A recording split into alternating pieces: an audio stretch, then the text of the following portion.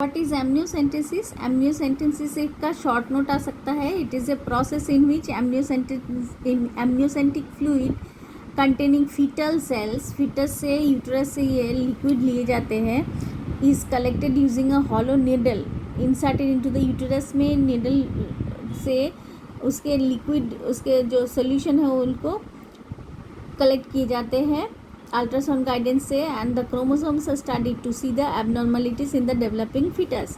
उसके फिर क्रोमोसोम के बारे में स्टडी किए जाते हैं. बट द डेंजरस स्टडी ये तो कर रहे थे कि क्रोमोसोम के स्ट्रक्चर्स को देखने के लिए, लेकिन उसका जो मिस यूज़ हुआ क्या कि to determine the sex of the unborn child.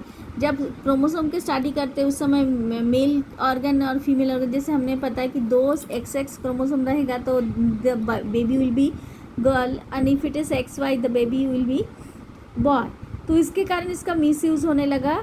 अब foetus found in the female, तो उसके कारण लोग क्या करते थे, इलीगली उसको अबॉर्ट करते हैं. तो इसको रोका है गवर्नमेंट के रूल में.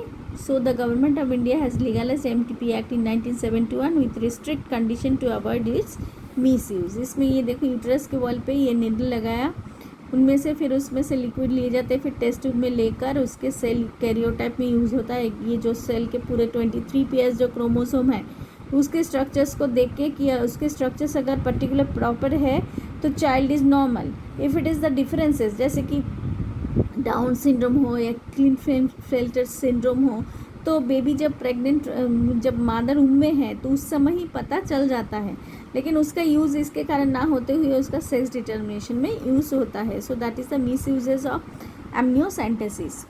And next medical treatment termination of pregnancy act जो है 2017 में अंडर सेक्शन 3 में किया था गवर्नमेंट में. The intention of the MTP is to reduce the incidence of illegal abortion and consequent maternal mortality.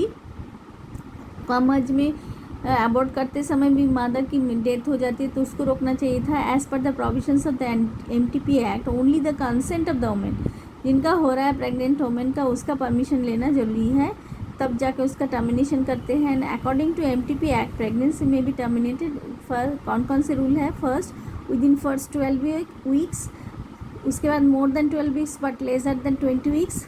The registered medical practitioner's opinion is mandatory stating the continuation of the pregnancy would involve a risk to the life of the pregnant woman और grave abnormal physical or mental health or is substantial risk to the child.